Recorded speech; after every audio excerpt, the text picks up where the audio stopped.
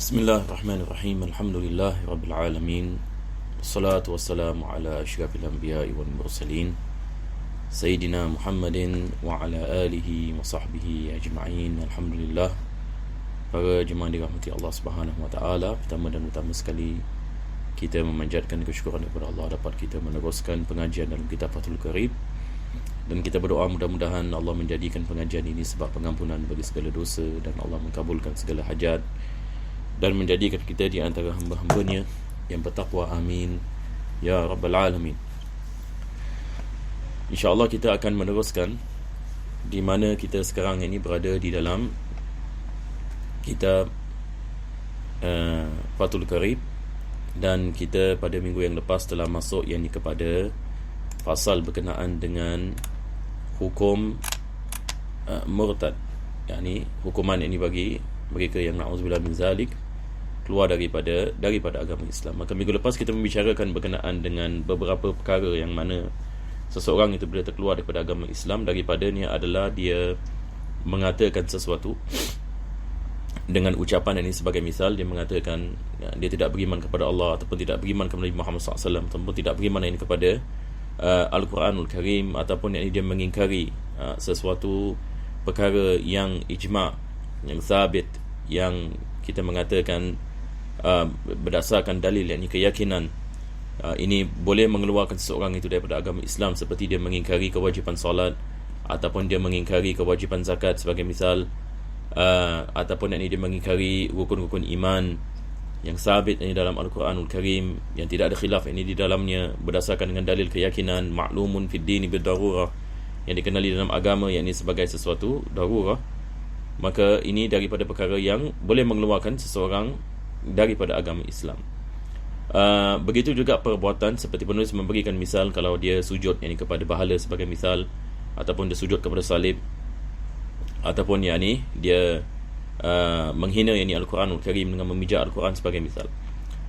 Begitu juga dengan i'tiqad, ini ada orang dia tidak cakap apa-apa, dia tidak melakukan apa-apa, tetapi dalam hatinya dia mengatakan dia tidak beriman kepada Allah SWT, ataupun dia tidak beriman kepada risalah Nabi Muhammad SAW dan sebagainya. Jadi seseorang itu menjadi murtad, yakni dia terkeluar daripada agama Islam. Dan kita juga membicarakan berkenaan dengan hukumannya. Maka penulis mengatakan barang siapa yang terkeluar daripada agama Islam, sama ada daripada lelaki ataupun yakni wanita, dia memberikan beberapa misal, seperti orang yang menghalalkan apa yang diharamkan oleh Allah dan mengharamkan apa yang dihalalkan oleh Allah, seperti apa yang kita ada sekarang ini. Sebagai misal, ada sebagian orang yang mungkin mengatakan dia menghalalkan liwat, ataupun dia menghalalkan zina sebagai misal, ataupun dia menghalalkan riba, ataupun dia mengharamkan misalan pernikahan, dia mengharamkan jual beli, seperti mana penulis ini mengatakan. Maka ini juga seseorang itu terkeluar daripada agama Islam. Maka penulis ini mengatakan apabila seseorang itu murtad dan dia menzahirkan kemurtadannya, dan ia diketahui oleh hakim, maka dia diminta untuk bertaubat kepada Allah Subhanahu wa taala dengan spontan. Ini penulis mengatakan ustutiba wujuban fil hal. Ini mengikut kepada pendapat yang mu'tamad, yang asah. Pendapat yang asah dalam mazhab Imam Syafi'i, pendapat ini yang dipilih, walaupun kita ada khilaf sama ada dia diberikan tempoh 3 hari ataupun dia diminta untuk bertaubat dengan spontan. Pendapat yang dipilih adalah diwajibkan dia bertaubat dengan spontan. Pendapat yang kedua mengatakan dia ditangguhkan selama 3 hari. Ini seperti mana penulis ini mengatakan selepas itu.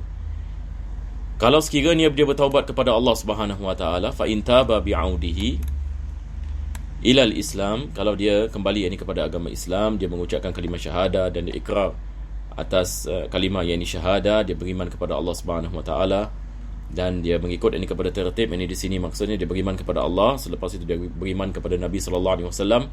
Al-Imam An-Nawawi ini mengatakan tidak sah syahadahnya kalau sekiranya dia mengatakan dia bersaksi bahawasanya Nabi Muhammad SAW adalah Rasulullah, baru dia beriman kepada Allah SWT. Dia nak kena kedepankan beriman kepada Allah, sebab beriman kepada Nabi SAW adalah daripada cabang beriman kepada Allah Subhanahu Wa Taala. Wa illa, kalau dia tidak bertaubat dan dia tidak kembali ini kepada Islam, qutila ay qatalahul imam. Ini yang kita berhenti pada minggu yang lepas. Ini hukumannya adalah hukuman yang dibunuh, dan orang yang melaksanakan hukuman ini adalah al-imam.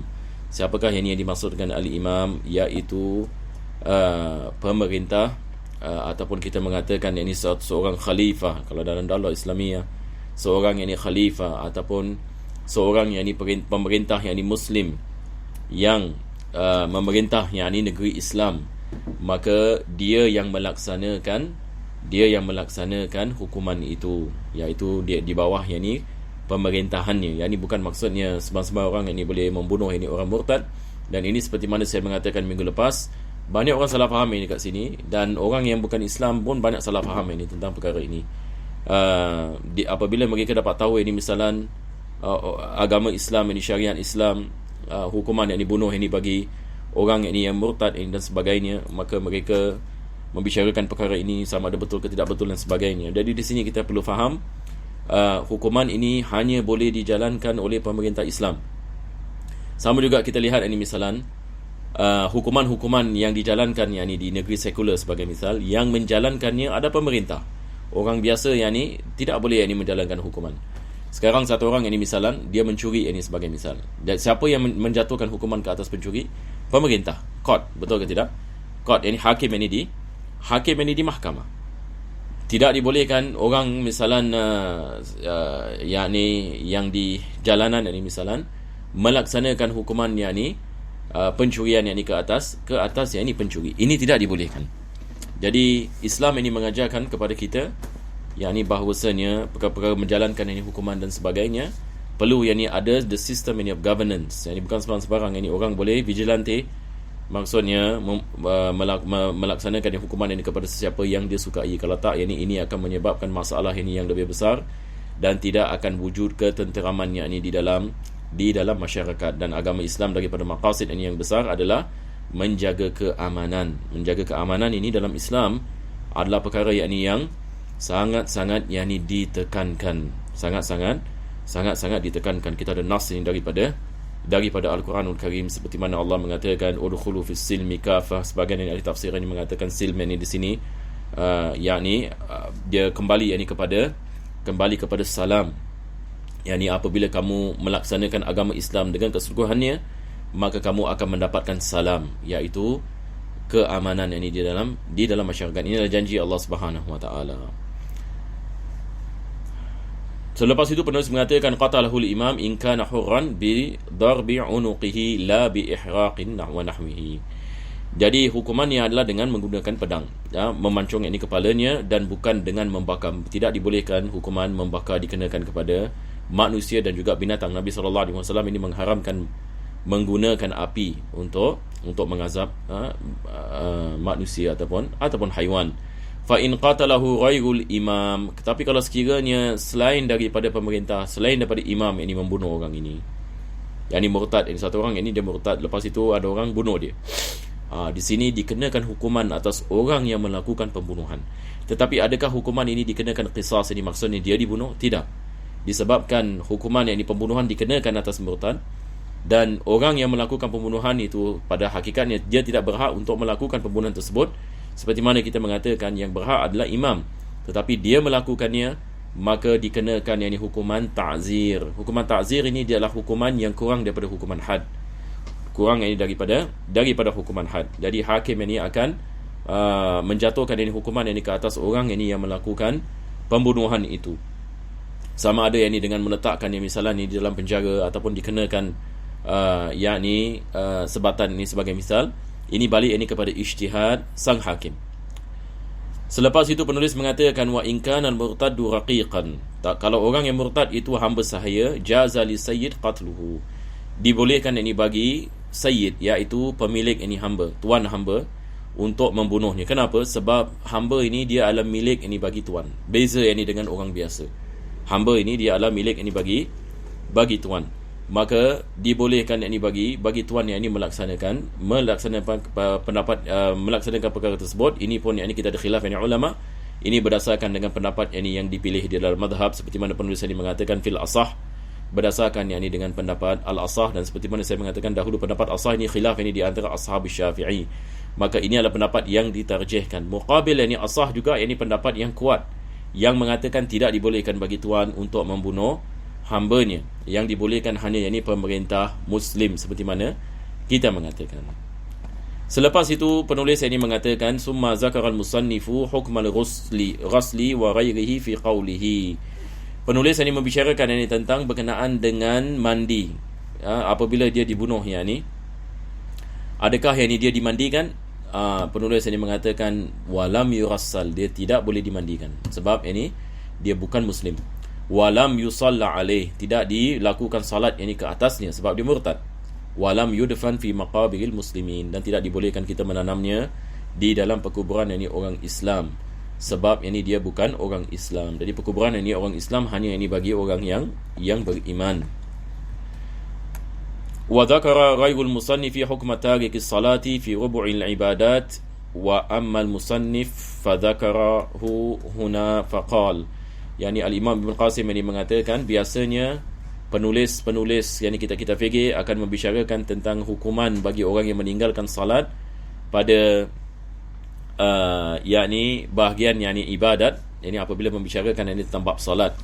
Tetapi al-Imam Abu Syuja' seperti mana Syekh Ibn Qasim ini mengatakan, al-musannif yang di sini maksudnya al-Imam Abu Syuja' al-Asfahani, maka dia menerangkan hukum orang yang meninggalkan salat ini dalam bab yang seterusnya, yakni selepas ini bab riddah. Jadi insya-Allah kita ada beberapa minit hari ini, mungkin yang ini saya ringkaskan ini pengajian, saya pun ini kurang sihat. Kita lihat ini kepada apa yang penulis ini mengatakan. Jadi kita dah habis ini bab ini tentang hukuman ini bagi murtad. Hukuman bagi murtad. Jadi kita telah ini memahami ini perkara tersebut. Jadi zaman sekarang ini kita mengatakan perkara yang kita perlu faham adalah yang menjalankannya adalah hakim Muslim. Dan kalau sekiranya seseorang itu murtad dan dia tidak memberitahukan orang lain, tidak ada orang mengetahuinya, maka dia tidak dibunuh, tidak dibolehkan yakni melaksanakan ini pembunuhan yang berdasarkan ini kepada syak dan wasangka. Ini kalau sekiranya seseorang itu dia melakukan ikrar dan dia mengiklankan yakni kemurtadannya dan dia memanggil orang lain ini kepada murtad ini dan sebagainya, maka maqasid dan syariah yakni untuk menjaga yakni agama, maka Islam ini mengenakan ini hukuman yang berat bagi ini. Dan ini juga menjadi deterrent factor. Ini juga saya mengatakan minggu lepas, kebanyakan daripada hukuman-hukuman Islam ini dia adalah for deterrence, yakni orang apabila dengar yang ni kalau murtad ini kena bunuh, dia takut. Betul ke tidak? Yang dia akan selamatkan agama ni. Yang ini adalah kebaikan baginya. Ini adalah rahmat ini daripada Allah Subhanahu Wa Taala. Sebab kebiasaannya manusia lebih takut yang ni kepada pedang daripada Allah Subhanahu Wa Taala. Jadi untuk menjaga yang ni agama supaya yang ni ia tidak menjadi fitnah yang ni kepada kaum yang ni muslimin dengan ada orang yang menyebabkan yang ni orang lain syak ini tentang agama dan sebagainya, maka Islam ini put a stop ini tentang yang di perkara ini dan mengenakan ini hukuman yang keras ini terhadap ini perkara ini. Sebab kita dalam Islam, iman ini adalah perkara yang paling penting sekali dalam kehidupan seorang muslim. Sebab kita hakikat ini, maksud ini hidup kita adalah apa yang datang ini selepas mati. Kehidupan di dunia ini hanya ujian daripada Allah Subhanahu Wa Taala. Sekarang yang penulis ini mengatakan faslun fi hukmi tarikis salah. Yang ini berkenaan ini dengan orang yang meninggalkan salat dengan sengaja. Apa yang hukumannya? Beliau mengatakan wa tarikus salatil ma'hudati sadiqati bi ihdal khamsi ala darbain. Yakni orang yang meninggalkan salat, dan salat yang dimaksudkan di sini adalah salat yang wajib, salat maktubah, bukan ini salat sunat. Yakni salat yang 5. Jadi beliau mengatakan orang yang meninggalkan salat ini ada dua jenis. Pertama, ayatrukaha wa huwa mukallafun ghairu mu'taqidin li wujubiha. Pertama sekali, orang yang meninggalkannya adalah dia mukallaf dan dia tidak beriman akan kewajipannya, maka hukumnya sama seperti hukum murtad. Yang sebagai misal, ini seorang muslim, dia mengatakan salat ini tidak diwajibkan ke atas saya. Saya i'tiqad bahawasanya salat tidak diwajibkan ke atas saya. Maka di sini penulis mengatakan ini fa hukmuhu hukmul murtad. Hukumnya sama ini seperti hukum murtad, seperti mana kita mengatakan.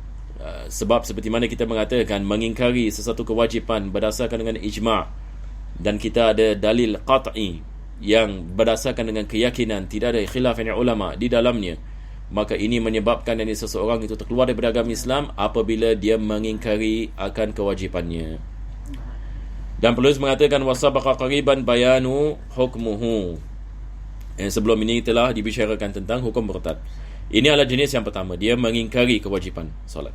Yang kedua, penulis mengatakan an yatrukaha kaslan hatta yakhruja waqtuha hala kaunihi mu'taqidan liwujubiha fayustatabu.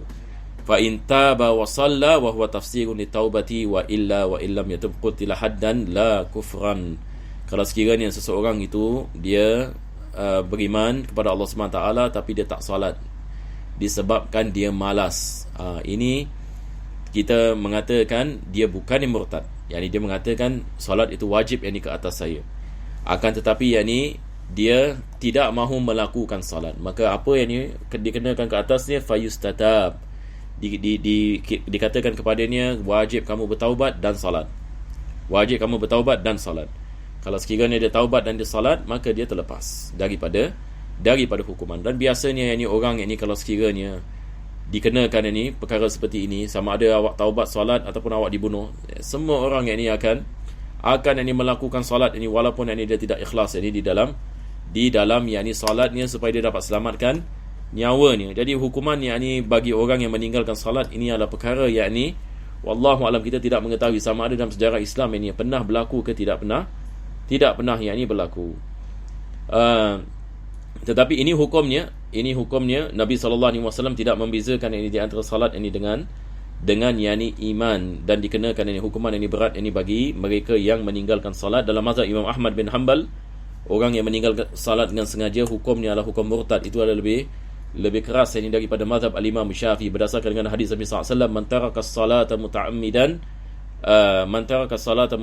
faqad kafara jihara. Barang siapa yang meninggalkan salat ini dengan sengaja, maka sesungguhnya dia telah mengkufuri Allah Subhanahu wa taala dengan terang-terangan. Al-Imam Syafi'i mengatakan ini kufur nikmat, Al-Imam Ahmad bin Hanbal mengatakan ini adalah kufur i'tiqad. Yakni dalam mazhab Hanbali seseorang itu ini dikenakan hukuman had yakni bagi riddah. Wallahu a'lam bissawab. Insya-Allah ini kita berhenti ini di sini dan kita akan sambung ini pada minggu yang akan datang. Alhamdulillahirabbil alamin. Allahumma shalli wa sallim ala sayyidina Muhammad wa ala sayyidina Muhammad. Rabbana atina fid dunya hasanah wa fil akhirati hasanah wa qina adzabannar. Sallallahu alaihi wa sallam. Alhamdulillahirabbil alamin.